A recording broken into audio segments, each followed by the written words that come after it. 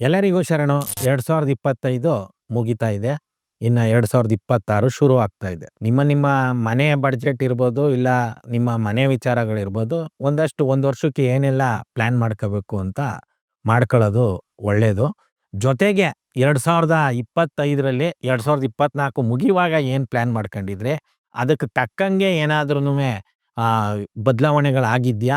ನೀವು ಅನ್ಕೊಂಡಂಗೆ ಕೆಲಸ ಆಗಿದ್ಯಾ ಅಂತ ಒಂದ್ಸಲ ಮರುಪರಿಶೀಲನೆ ಮಾಡ್ಕೊಳ್ಳೋದು ಒಳ್ಳೇದು. ಸಾಕಷ್ಟು ಜನ ಆ ರೀತಿ ಎಲ್ಲ ಏನು ಪ್ಲಾನ್ ಮಾಡ್ಕೊಂಡಿರಲ್ಲ. ಆಮೇಲೆ ಅದ್ ಮಾಡ್ಕಲೇಬೇಕು ಅಂತ ರೂಲ್ಸು ಕೂಡ ಏನು ಇಲ್ಲ. ಆದ್ರೆ ಒಂದು ನಾಗರಿಕ ಸಮಾಜದಲ್ಲಿ ನಾವು ಆ ರೀತಿ ಪ್ಲಾನ್ ಮಾಡ್ಕೊಳ್ಳೋದ್ರಿಂದ ಒಂದಷ್ಟು ಆನಂದದಿಂದ, ಅನುಕೂಲದಿಂದ ಬದುಕೋದಕ್ಕೆ ಅವಕಾಶ ಆಗುತ್ತೆ.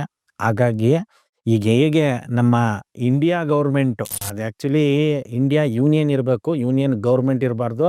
ಅದೀಗ ಯೂನಿಯನ್ ಗೌರ್ಮೆಂಟ್ ಇರೋದೇನೆ ದೊಡ್ಡ ಅಪರಾಧ ಒಂದು ಯೂನಿಯನ್ ವ್ಯವಸ್ಥೆ ಒಳಗೆ. ಅಂಥದ್ರಲ್ಲಿ ಸೆಂಟ್ರಲ್ ಗೌರ್ಮೆಂಟ್ ಆಗ್ತಾ ಇದೆ. ಇವ್ರು ಏನ್ ಮಾಡ್ತಾ ಇದ್ದಾರೆ, ಏನು ನಮ್ಮ ಹತ್ರ ಕಿತ್ತು ತಿಂತಾ ಇದ್ದಾರೆ ತೆರಿಗೆನ. ಇದು ಸಂಪೂರ್ಣವಾಗಿ ಆ ಉತ್ತರ ಪ್ರದೇಶ, ಬಿಹಾರ ಅಲ್ಲಿರುವಂತ ಯಾರು ಕುಳಗಳಿದ್ದಾರೆ, ಅಲ್ಲಿರುವಂತ ಯಾರು ಈ ಕುತಂತ್ರ ಸಂಸ್ಕೃತದವರಿದ್ದಾರೆ, ಇವ್ರಿಗೆ ಅಂದ್ರೆ ಜನಿವಾರದ ಜುಟ್ಟು ಸೇಟುಗಳಿಗೆ ಅನುಕೂಲ ಆಗುವಂತ ಕೆಲಸನ ಮಾಡ್ತಾ ಇದ್ದಾರೆ. ಎಲ್ಲ ಕಾಂಟ್ರಾಕ್ಟ್‌ಗಳವ್ರಿಗೆ, ಎಲ್ಲ ಉದ್ಯೋಗಗಳವ್ರಿಗೆ. ಈಗ 8th ಪೇ ಕಮಿಷನ್ ಬೇರೆ ಸೆಂಟ್ರಲ್ ಗೌರ್ಮೆಂಟು ಜಾಬ್‌ಗೆ ಜನವರಿ 1ನೇ ತಾರೀಕಿಂದ ಬರ್ತಾ ಇದೆ. ಇರ್ಲಿ, ಈ ಪೇ ಕಮಿಷನ್‌ಗೆ ಬರ್ತೀನಿ ಆಮೇಲೆ. ಈಗ ಲಕ್ನೋದಲ್ಲಿ ಈ ವಾಜಪೇಯಿ ಹೆಸರಲ್ಲಿ ಏನೋ ರಾಷ್ಟ್ರೀಯ ಪ್ರೇರಣಾ ಸ್ಥಳ ಅಂತೆ. ಇದಕ್ಕೊಂದು 300 ಕೋಟಿ ಖರ್ಚು ಮಾಡಿದ್ದಾರೆ. ಕಳೆದ ವರ್ಷ ಅಲ್ಲಿ ಯಾವುದೋ ಒಂದು ಗುಡಿ ಕಟ್ಟೋದಕ್ಕೆ, ಮತ್ತಿನ್ಯಾವುದಕ್ಕೋ ಹೀಗೆ ಲಕ್ಷಾಂತರ ಕೋಟಿ ದುಡ್ಡನ್ನ ನಮ್ಮ ಸೌತ್ ಇಂಡಿಯಾಯಿಂದ ತಗೊಂಡೋಗಿ ಇವರು ಮಾಡ್ತಾ ಇದ್ದಾರೆ. ಅಟ್ಲೀಸ್ಟ್ ಅಲ್ಲಿ ಬಡವರಿಗೆ ಮನೆ ಕಟ್ಸ್ಕೊಟ್ಟಿದ್ದಾರೆ, ಅಲ್ಲಿ ಬಡವರಿಗೆ ವಿದ್ಯಾಭ್ಯಾಸ ಕೊಡ್ತಾ ಇದ್ದಾರೆ, ಆರೋಗ್ಯ ಕೊಡ್ತಾ ಇದ್ದಾರೆ ಅನ್ನೋ ಥರ ಏನಾದರೂ ಇದ್ದಿದ್ರೆ ನಾವು ಹೋಗ್ಲಿ ಬಿಡಪ್ಪ, ನಮ್ಮ ದುಡ್ಡು ಒಂದು ಒಳ್ಳೇದಕ್ಕೆ ಬಳಕೆ ಆಗ್ತಾ ಇದೆ ಅಂತ ಹೇಳ್ಬೋದಿತ್ತು. ಆದ್ರೆ ಇವರು ಬಳಸ್ತಾ ಇರೋದೇನಕ್ಕೆ, ಅಲ್ಲಿರುವ ಜನಿವಾರದ ಜುಟ್ಟು ಶೇಟುಗಳು ದೊಡ್ಡ ದೊಡ್ಡ ಕುಳ ಆಗಿ ಈಗಾಗಲೇ ಕೊಬ್ಬಿ ದಾಳಿಗಳನ್ನ ನಡೆಸ್ತಾ ಇದ್ದಾರೆ. ಅವರು ಇನ್ನೂ ಕೊಬ್ಲಿ ಅನ್ನುವಂಥ ಯೋಜನೆಗಳನ್ನ ಮಾಡ್ತಾ ಇದ್ದಾರೆ. ಇನ್ನ ನಮ್ಮ ಸ್ಟೇಟ್ ಗೌರ್ಮೆಂಟು, ರಾಜ್ಯ ಸರ್ಕಾರ, ಅದರಲ್ಲೂನುವೆ ನಮ್ಮ ಸಿದ್ದರಾಮಯ್ಯನವರು ದಾಖಲೆಯ ಬಡ್ಜೆಟನ್ನು ಮಂಡಿಸೋದಕ್ಕೆ ತಯಾರಿ ಮಾಡ್ಕೊತಾ ಇದ್ದಾರೆ. ಯಾಕೆ ಅವರು ಇಷ್ಟು ಬೇಗ ತಯಾರಿ ಮಾಡ್ಕೊತಾ ಇದ್ದಾರೆ ಅಂತಂದ್ರೆ, ಆ ಬಡ್ಜೆಟ್ ಮಂಡಿಸಿದ ನಂತರ ಅವರು CM ಸ್ಥಾನನ ಬಿಟ್ಕೊಡ್ತೀನಿ ಅನ್ನುವಂಥ ಮಾತುಗಳನ್ನ ಪ್ರಾರಂಭದಲ್ಲಿ ಆಡಿದ್ರು. ಇವಾಗ ಅದು ಬಿಟ್ಕೊಡ್ತಾರ ಇಲ್ವಾ ಅನ್ನೋದು, ಅದು DK ಶಿವಕುಮಾರ್‌ಗೆ ಮಾತ್ರ ಅಲ್ಲ, ಹೈಕಮಾಂಡ್‌ಗೂ ಕೂಡ ಖಾತ್ರಿ ಇಲ್ಲ. ಆ ಒಂದು ಪರಿಸ್ಥಿತಿ ಬಂದು ನಿಂತಿದೆ ಅಂತ ಬಲ್ಲವರು ತಿಳಿಸ್ತಾರೆ. ಇರ್ಲಿ, ಯಾರೇ ಮುಖ್ಯಮಂತ್ರಿ ಆಗ್ಲಿ ನಮಗೆ ಅದು ಮ್ಯಾಟ್ರ್ ಆಗಬಾರ್ದು. ಜನಸಾಮಾನ್ಯರಿಗೆ ದೊರಕಬೇಕಾದಂಥ ಅನುಕೂಲಗಳು, ಸವಲತ್ತುಗಳು, ಇದಕ್ಕೆ ನಮ್ಮ ತೆರಿಗೆ ದುಡ್ಡು ಬಳಕೆ ಆಗುತ್ತಾ? ಇಲ್ಲ ಇವರು ಈ ಇನ್ಫೋಸಿಸ್ ಅಂತ ಕಾರ್ಪೊರೇಟ್ ಕುಳಗಳಲ್ಲ, ಅವರು ಕಾರ್ಪೊರೇಟ್ ಕಳ್ಳರು, ಇಂಥವ್ರಿಗೆ ಅನುಕೂಲ ಮಾಡ್ಕೊಡೋದಕ್ಕೆ ಮಾಡ್ತಾರ. ನೋಡಿ, ಈ ಇನ್ಫೋಸಿಸ್ ಅವರು ಈಗ ಅದೆಲ್ಲೋ ಭೂಮಿನ ಮಾರ್ಕೊಂಡು ಅವರು ನಾವು ಫ್ಯಾಕ್ಟ್ರಿ ಕಟ್ತೀವಿ, ಕಂಪ್ನಿ ಕಟ್ತೀವಿ, ಅಲ್ಲಿ ಸಾವಿರಾರು ಜನಕ್ಕೆ ಉದ್ಯೋಗ ಕೊಡ್ತೀವಿ ಅಂತೇಳಿ ಭೂಮಿನ ₹50ಗೋ ₹500ಗೋ ತಗೋಬಿಟ್ಟು ಎಕರೆಗೆ ಅದನ್ನ ಈಗ 250 ಕೋಟಿಗೆ ಮಾರ್ಕೊಬಿಟ್ಟಿದಾರಂತೆ. ಈಗ 1 ವರ್ಷ 2 ವರ್ಷದ ಹಿಂದೆ 32,000 ಕೋಟಿ ತೆರಿಗೆ ವಂಚನೆ ಮಾಡವ್ರೆ ಅಂತ ಕೂಡ ಸುದ್ದಿ ಬಂದಿತ್ತು. ಅದಾದ್ಮೇಲೆ ಅದನ್ನ ವಸೂಲಿ ಮಾಡಿದ್ರೋ ಬಿಟ್ರೋ, ಇಲ್ಲ ಅಧಿಕಾರಿಗಳ ಕಮಿಷನ್ ಇಸ್ಕೊಂಡು ಅವ್ರನ್ನ ಬಿಟ್ಬಿಟ್ರೋ ಗೊತ್ತಿಲ್ಲ. ಈಗ ಕೂಡ ಅವರು ರಾಜ್ಯಸಭಾ ಮೆಂಬರು. ಇನ್ನ ಕರ್ನಾಟಕದಲ್ಲಿ ಎಂತೆಂಥ ದುರಂತ ಅಂದ್ರೆ, ಮತ್ತೊಬ್ಬ ಟೆಂಪಲ್ ಟೆರರಿಸಂ ಮಾಡ್ತಾ ಇರುವಂತ ವ್ಯಕ್ತಿ ಕರ್ಮಸ್ಥಳದಲ್ಲಿ ಆತನು ಕೂಡ ರಾಜ್ಯಸಭಾ ಮೆಂಬರು.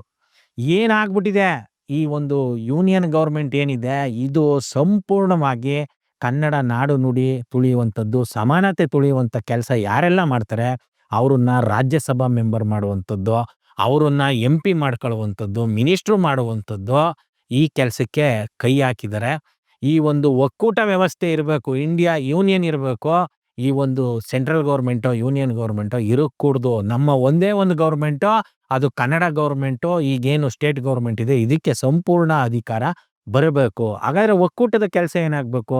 ರೈಲ್ವೆ ಮೇಂಟೈನ್ ಮಾಡುವಂಥದ್ದು, ಯೂನಿಯನ್ ರಸ್ತೆಗಳನ್ನ ಮೇಂಟೈನ್ ಮಾಡುವಂಥದ್ದು, ಈ ಥರ ಒಂದೋ ಎರಡೋ, ಮತ್ತೆ ಏನೋ ಈ ಮಿಲಿಟರಿ ಸಿಸ್ಟಮ್ನ ನೋಡ್ಕೊಳ್ಳುವಂಥ ಒಂದು 2-3 ವಿಚಾರಗಳು ಮಾತ್ರನೇ ಅವ್ರ ಕೈಯಲ್ಲಿ ಇರಬೇಕು. ಅದು ಹೋರಾಟ ನಡೆಸ್ತಾ ಇದ್ದೀವಿ. ದ್ರಾವಿಡ ಚಳುವಳಿಯ ಹೆಸರಲ್ಲಿ. ಅದು ಇವತ್ತಲ್ಲ ನಾಳೆ ಸಕ್ಸಸ್ ಆಗುತ್ತೆ. ಇರ್ಲಿ. ಈಗ ಸದ್ಯಕ್ಕೆ ಈ ಬಡ್ಜೆಟ್ ವಿಚಾರವಾಗಿ ನಾವು 2026ಕ್ಕೆ ಏನೇನನ್ನ ಆಲೋಚನೆ ಮಾಡಬೇಕು ಅಂದ್ರೆ, ನಮ್ಮ ವೈಯಕ್ತಿಕ ಕುಟುಂಬದ ಬಡ್ಜೆಟ್ ವಿಚಾರನೂ ನಾವು ಪ್ಲಾನ್ ಮಾಡ್ಕೊಳ್ಬೇಕಾಗುತ್ತೆ. ಅದ್ರ ಜೊತೆಗೆ ನಮ್ಮ ಸಾರ್ವಜನಿಕ ಜೀವನದಲ್ಲಿ ತೊಡಗಿಕೊಂಡಿರೋರು ಎಲ್ಲರೂ ಸಾರ್ವಜನಿಕ ಜೀವನದಲ್ಲಿ ತೊಡಗಿರಲ್ಲ. ಯಾರೆಲ್ಲ ತೊಡಗಿದಿರಿ ಸಂಘಟನೆಗಳ ಮೂಲಕ ಇರ್ಬೋದು, ಪಕ್ಷಗಳ ಮೂಲಕ ಇರ್ಬೋದು, ಅದರಲ್ಲೂ ಕೂಡ ಒಂದಷ್ಟು ಬಡ್ಜೆಟನ್ನ ಪ್ಲಾನ್ ಮಾಡ್ಕೊಳ್ಬೇಕಾಗುತ್ತೆ.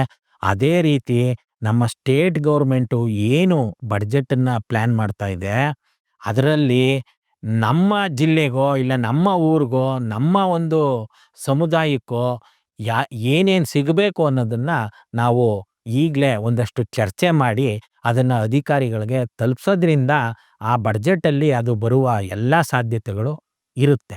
ಹಾಗಾಗಿ ಬಡ್ಜೆಟ್ ಸೆಷನ್ನು ಮಾರ್ಚಲ್ಲಿ ನಡೆಯುತ್ತೆ. ಮಾರ್ಚ್ ಮೊದಲನೇ ವಾರ ಇಲ್ಲ 2ನೇ ವಾರದಲ್ಲಿ ಯೂನಿಯನ್ ಗೌರ್ಮೆಂಟ್ ಇರ್ಬೋದು ಮತ್ತು ಸ್ಟೇಟ್ ಗೌರ್ಮೆಂಟ್ ಇರ್ಬೋದು, ಎರಡಕ್ಕೂ ಕೂಡ ನಾವು ಸಲ್ಲಿಸಬೇಕಾಗಿರುತ್ತೆ. ಆಮೇಲೆ ಭಾಳ ಮುಖ್ಯವಾಗಿ ನಾವು ಗಮನಿಸಬೇಕಾಗಿರೋದು, ಇದಕ್ಕೆ ಈ ಒಂದು ಇವರು ದಾಖಲೆ ಮಾಡೋಕ್ಕೆ ಹೊರಟಿದಾರಲ್ಲ, ಈ ತೆರಿಗೆ ವಿಚಾರದಲ್ಲಿ ಇಲ್ಲ ತೆರಿಗೆ ಅಂತೀನಿ ಬಡ್ಜೆಟ್ ವಿಚಾರದಲ್ಲಿ, ಈ ದಾಖಲೆ ಮಾಡೋದಕ್ಕೆ ಇವರು ಎಲ್ಲಿಂದ ಸಂಪನ್ಮೂಲನ ಕಲೆಕ್ಟ್ ಮಾಡ್ತಾರೆ? ಇವ್ರು ಏನಾದ್ರೂನುವೆ ಮತ್ತೊಮ್ಮೆ ಜನಸಾಮಾನ್ಯರ ಮೇಲೆ ತೆರಿಗೆನ ಜಾಸ್ತಿ ಮಾಡೋದಾದ್ರೆ ಇವರ ದಾಖಲೆಗೋಸ್ಕರ ಅದು ಬಹಳ ದೊಡ್ಡ ಬಲಾತ್ಕಾರ ಆಗುತ್ತೆ. ಅದು ಬಹಳ ದೊಡ್ಡ ಹತ್ಯಾಕಾಂಡ ಆಗುತ್ತೆ. ಜನಸಾಮಾನ್ಯರ ಮೇಲೆ ತೆರಿಗೆ ಹಾಕುವಂಥದ್ದನ್ನ ನಿಲ್ಲಿಸಬೇಕು.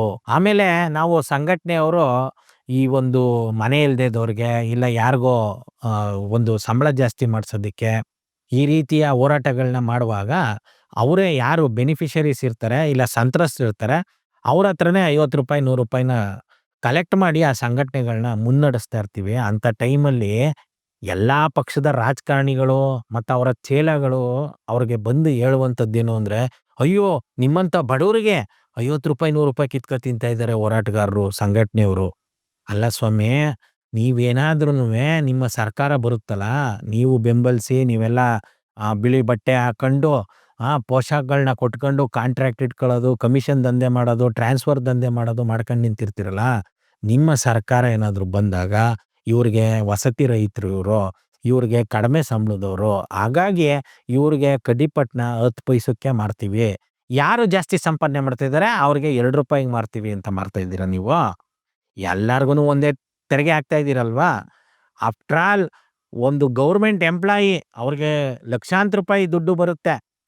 ಗೌರ್ಮೆಂಟ್ ಎಂಪ್ಲಾಯಿ ಅವ್ರು ಸ್ಟೇಟ್ ಅವ್ರಾಗ್ಬೋದು ಇಲ್ಲ ಯೂನಿಯನ್ ಗೌರ್ಮೆಂಟ್ ಅವ್ರಾಗ್ಬೋದು. ಈಗ ಬೇರೆ ಅವ್ರಿಗೆ 8th pay commission 7th pay commission ಎಲ್ಲ ಜಾರಿ ಆಗ್ತಾ ಇದೆ 2023ರಿಂದ.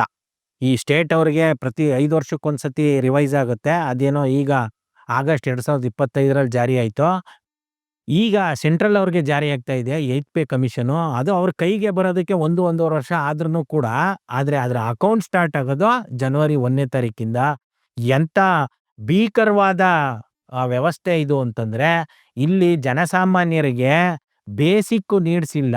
ಆದರೆ ಈ ಕಾರ್ಪೊರೇಟ್ ಎಂಪ್ಲಾಯೀಸ್ಗಳನ್ನ ನೋಡಿ ಪ್ರಚೋದನೆಗೆ ಒಳಗಾಗಿ ಈ ಯೂನಿಯನ್ ಗೌರ್ಮೆಂಟ್ ಅವ್ರಿಗೆ 18,000 ಇದ್ದ ಸಂಬಳನ ಅದನ್ನು 38,000 ಮಾಡ್ತಾ ಇದ್ದಾರೆ. ಅಂದರೆ ಬೇಸಿಕ್ 18,000 ಅಂದರೆ ಒಟ್ಟಾರೆ ಕೈಗೆ ಬರುವಾಗ 60,000 ಇರ್ತಿತ್ತು. ಈಗ ಬೇಸಿಕ್ಕೆ 38,000 ಅಂತಂದರೆ ಅವ್ರಿಗೆ 1.5 ಲಕ್ಷ ಸಂಬಳ ಬರುತ್ತೆ.